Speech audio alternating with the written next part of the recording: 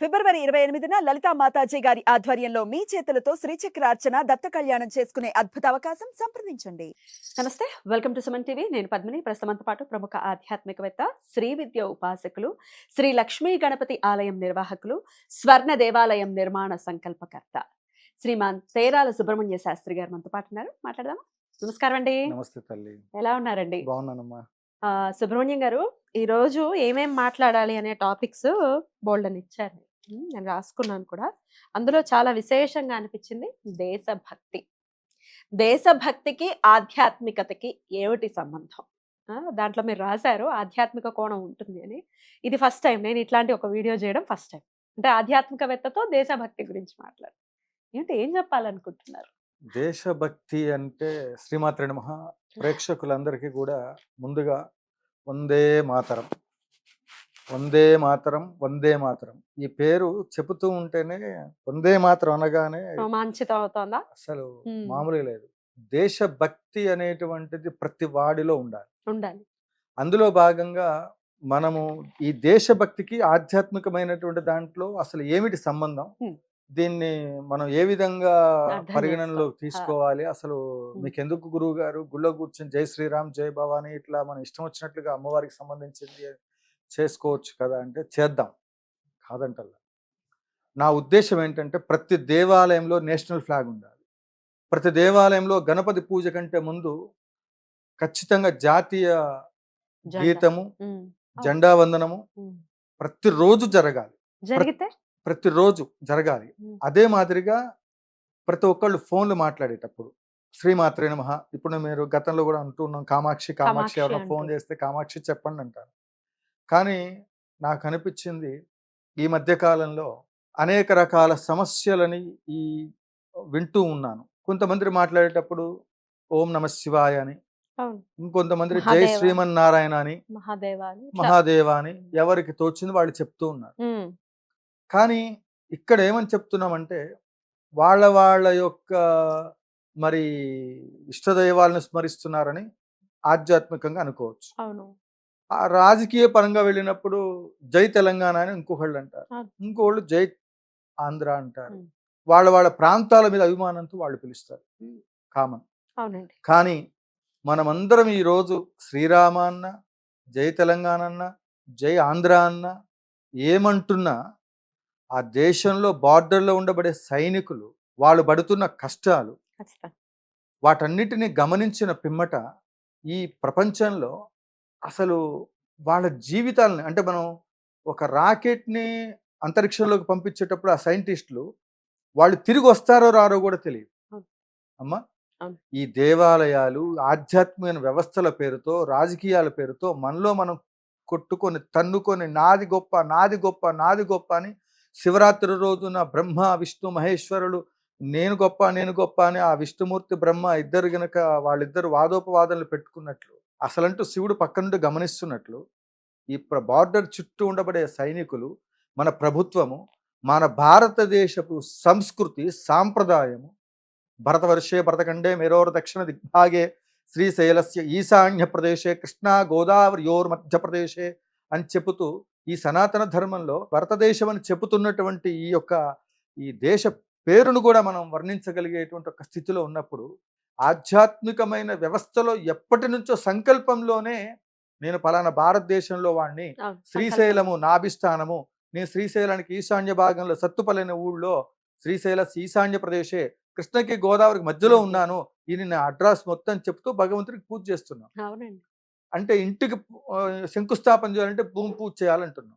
ఇంకా దేనికైనా ఒక వ్యవస్థలో మనం ఆలయం కట్టాలంటే శంకుస్థాపన చేయాలంటే భూమి పూజ చేయాలంటున్నాం. వినాయకుడు పందిరిపై వేయాలంటే నవరాత్రుల్లో భూమి పూజ అంటున్నాం. లేచేటప్పుడు ఇవాళ నేను పడుకున్నాను, బతికి పొద్దున్నే బట్ట కట్టాలంటే లేచిన తర్వాత కింద స్పృహ వచ్చింది, అమ్మ నేను బతుకున్నాను, టీయో కాఫీయో తాగాలి, బెడ్ నుంచి లేచేటప్పుడు ముందు భూమికి నమస్కారం చేయాలి. ఆ నమస్కారం చేసి చేతులకు దండం పెట్టుకుని లక్ష్మీ స్వరూపంగా భావించి ఆ భూమికి నమస్కారం చేసుకుని కుడికాలు కింద పెట్టి పనులు చేస్తాం. మాతృభూమి జన్మనిచ్చినటువంటి ఒక తల్లిదండ్రుల్ని, జన్మనిచ్చినటువంటి ఒక ఈ భూమిని, భరత భూమిని వందే మాతరం వందే మాతరం అంటూ మనకి స్వతంత్రాన్ని తెచ్చిచ్చినటువంటి ఒక ఎందరో మహాత్ములు వాళ్ళ ప్రాణత్యాగాలు చేసిస్తే మనమేమో శ్రీమాత్రే నమః, గోవింద, లేకపోతే జై శ్రీమన్నారాయణ, లేకపోతే ఓం నమ శివాయ, జయ జయ శంకర, హర హర శంకర. నువ్వు ఇవన్నీ చేయాలంటే అసలు ఈ దేశం బాగుండాలి కదా. ఈ దేశ వ్యవస్థలో అసలు సైనికుల గురించి ఎంతసేపు నాకు టాటా సుమో కావాలి, ఫ్లైట్ కావాలి, నాకు ఆస్తి కావాలి, ఈ పంచాయతీ కావాలి, నా పిల్లకి పెళ్లి కావాలి, మా ఇంట్లో కుక్క పిల్లలకి చైన్ గొలుసు కావాలి, ఈ సంకల్పాలేంటి? రైట్. సైనికుల కోసం, దేశ క్షేమం కోసం, ఈ ఈ ప్రపంచాన్ని పరిపాలించేటువంటి ఒక ప్రజలకు సరైనటువంటి ఒక పరిపాలన అందించాలంటే అసలు అసెంబ్లీలో కానీ లేకపోతే ఇంకా దేంట్లోనైనప్పటికీ కూడా అధ్యక్ష అంటే గొంగూర తీసవతల పారండి. వందే మాతరం అనే అధ్యక్ష తీసేయండి. శ్రీమాత్ర అనే ప్లేస్లో అధ్యక్ష అని లేదు. సుమన్ టీవీ ద్వారా ఇది ప్రతి ఒక్కళ్ళు ఎవరు ఫోన్లు చేసినా వందే మాతరం. మీరు అలా అలవాటు పడండి.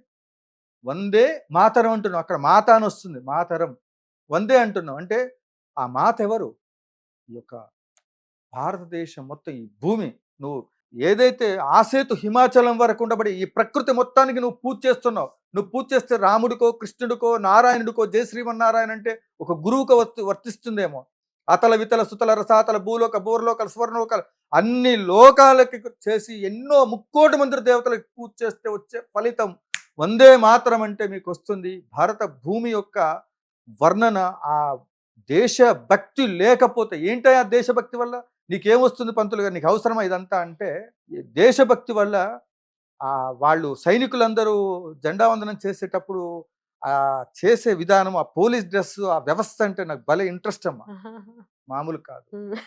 ఆ, అర్థమవుతుంది మీ మాటల్లో. ఎందుకు అంటే వాళ్ళు ఆ సెల్యూట్ చేసేటప్పుడు వాళ్ళని చూస్తుంటే ఎంత ఇట్లాంటి దేశభక్తి ఉంటే, ఎంత ఇట్లాంటి గౌరవం ఉంటే. ఇట్లాంటి పుటక పుట్టారంటే వాళ్ళు ఆ సైనికుల్ని పుట్టించినటువంటి ఒక వాళ్ళు సేవ చేస్తున్నటువంటి వాళ్ళకి, ఆ పాలకులకి, వాళ్ళందరికీ కూడా ముక్కోటి మంది దేవతల ఆశీస్సులతో సైనికులు, దేశము అందరూ క్షేమంగా ఉండాలి. ఎందుకు దీనివల్ల ఏం జరుగుతుందంటే, ఒక ఇంటికి యజమాని, సుబ్రహ్మణ్య శాస్త్రి ఇంటికి యజమాని, మేము నలుగురం మా కుటుంబ సభ్యులు ఉన్నాం. నాకేమనిపిస్తుంది అంటే నా కుటుంబానికి నేను పెద్ద, కాబట్టి నాకు స్వార్థం ఉంటుంది. ఈ దేశం నాది, అందులో నాది అనుకుని దేశభక్తి పెరిగితే ఈ ప్రపంచంలో ఇప్పుడు మా ఇంట్లో పిల్లలు, మా అమ్మ నాన్న, మా కుటుంబం అంతా నా వాళ్ళు అని నేను ఎట్లా అనుకుంటున్నాను, నువ్వు ఇది దాటి బయటకు వచ్చి దేశభక్తిలోకి వస్తే ఈ దేశం నాది అనుకున్నప్పుడు నీ ఇంటి ఎదురు ఉన్నటువంటి వాడు నావాడు అనిపిస్తాడు, నీ ఇంటి వెనకాతలు ఉన్నటువంటి వాడు నావాడు అనిపిస్తాడు, బజార్లో కనపడ్డటువంటి వాడు వీడు నావాడు అనిపిస్తుంది. తారతమ్యం ఉండదు. అయ్యప్ప దీక్ష తీసుకున్నప్పుడు స్వామి శరణం, అయ్యప్ప శరణం, వీడు దీక్ష తీసుకున్నటువంటి వాడు బ్లాక్ డ్రెస్ చూడగానే వాడు ఎమ్మంటే ఇట్లా అంటాడు. ఒకప్పుడు అనేవాడు, ఇప్పుడు అంటలేదు. 170 వెళ్తున్నారు వ్యవస్థ. ఈ ప్రపంచం మారాలంటే ఆధ్యాత్మిక వ్యవస్థ మొత్తం కూడా జీరో అంటే ఆ స్థాయిలో నుంచి అక్కడే ఉండిపోతున్నాం. మనం ఏం సాధించాం? ఒక ఛత్రపతి మహారాజు ఇంకొక చరిత్రలు మనం తిరిగి రాసేసి చరిత్రలో ఫలానా వాళ్ళు ఈ దేశం కోసం కష్టపడ్డారు, ఈ దేశం కోసం రక్షింపబడడానికి, మనందరినీ కూడా రక్షింప చేయడానికి వాళ్ళ స్థాయిలో ప్రాణత్యాగం చేశారు, ఈ రాష్ట్రాలు రావడానికి ప్రాణత్యాగం చేశారు. మనం ఈ రోజు కూర్చొని ఏసీలో కూర్చొని మాట్లాడగలుగుతున్నాం, వాళ్ళకి భోజనం చేయగలుగుతున్నాం. కానీ వాళ్ళ పరిస్థితులు ఏంటి అనే దాంట్లో ఒక్కళ్ళైనా ఆలోచన చేస్తే మనం అందరం వందే మాతరం అంటే మనకేం జరుగుతుందో తెలుసా? ఒక వెంకటేశ్వర స్వామికి ఇంకొక దేవాలయానికి, ఇంకో దేవాలయానికి విరాళాలు ఇచ్చి ఆ దేవుడికి పూజ చేస్తే ఆ కనపడని దేవుడు తృప్తి చెందుతాడో లేదో నాకు తెలియదు, కానీ వందే మాతరం అనే నినాదాన్ని ప్రతి ఒక్కళ్ళు తీసుకొస్తే ఆ బార్డర్లో ఉండబడే సైనికులు, అరే మనం ఒక్కళ్ళమే దేశభక్తి కోసం వచ్చానరా, మనం పిచ్చోళ్ళమా? కానీ దేశక్షేమం కోసం మనం కష్టపడుతున్నాం, దేశభక్తి ఈ రకంగా ఉందిరా అని వాళ్ళకి ఇచ్చే ఎనర్జీ ఎంత బాగుంటుందమ్మా. ప్రతి ఒక్కళ్ళు వందే మాతరం అని చెబుతూ మీ ఆ వాట్సాప్లో శాతబళ్ళు, ముల్లంగి, దిక్కుమాలిన పూజలన్నీ చేస్తారు. వాట్సాప్ స్టేటస్లో కానీ ఎలాంటి మీ ఫోటోలు పెట్టుకోకండి, నేషనల్ ఫ్లాగ్ పెట్టుకోండి. ఎప్పుడు ఫోటోలు ప్రత్యక్షంగా పెట్టకూడదు. ఆ ఫోటోల ద్వారానే ప్రయోగాలు చేస్తారు, వశీకరణలు చేస్తారు. ఫోటో ద్వారా జరుగుతుంది. మనమందరం కలిసి ఆ దేశ క్షేమం కోసం ఉన్న దాంట్లో దేశభక్తి పెరిగితే ఏమవుతుంది? మనందరికి దేశ ప్రధాని, ఆ పై అధికారులు, పాలనా వర్గంలో ఎవరు అధికారంలో ఉన్నారో వాళ్ళు, ప్రతి ఒక్కళ్ళు వాళ్ళు చేసే అన్నదాన పుణ్యం, దేశం క్షేమం కోసం సైనికులు చేసే పుణ్యం, ఆ పాలనా వర్గం ద్వారా చేసే దానాలు, ధర్మాలు, ఈ వ్యవస్థ మొత్తానికి సంబంధించినటువంటి దాంట్లో అన్ని దేవాలయాలకి వ్యవస్థలు నడుస్తుంటాయి, ప్రభుత్వాల ద్వారా కావచ్చు, ఎవరెవరు చేస్తున్నారు. వందే మాతరం అంటే ప్రతి క్షణం అనుక్షణం వందే మాతరం అంటే అమ్మ పలుకుతుంది భరతమాత. భూమి పూజ చేస్తే మీకు ఇల్లు కావాలా, వందే మాత్రం. అలా కూడా ఆ, దాంట్లో సందేహమే లేదు. ఉమ్, అమ్మ ఉమ్. అసలు నాకు నిజంగా చెప్పాలంటే నా అనుభవంలో చెప్తున్నాను, ఉమ్. మీరు దేశభక్తిని పెంచుకోండి, మీరు రోజు వందే మాత్రం అనటానికి ప్రయత్నం చేయండి. ఖచ్చితంగా సుమన్ టీవీ ప్రేక్షకులందరికీ ఒకటే చెప్తున్నా, మీరు ఒక 10 మందికి సేవ చేసి 10 మందికి దాన ధర్మాలు చేసేటువంటి క్రమంలో ప్రతి నిమిషం కూడా వందే మాతరం. అట్లనే చిరంజీవి గారు సినిమా తీశారు, స్టాలిన్ ఏదో, ఉమ్. నలుగురికి సహాయం చేయండి 100 మందికి అవుతుందని. నాకు చిరంజీవి గారు స్ఫూర్తి, నిర్మోహమాటంగా చెప్తున్నాను.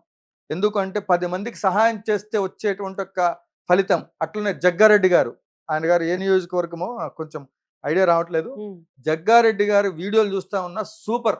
ఆయన కనపడ్డ వాళ్ళకి, కష్టంలో ఉన్నటువంటి వాళ్ళకి, ఆ జగ్గారెడ్డి గారు ఉమ్. ఆ చెప్పుల షాప్ దగ్గరికి వెళ్ళి ఆగాడా, ఎంత అవుతుంది, 20,000 అవుతుంది, ఇదిగో 50,000 ఉమ్.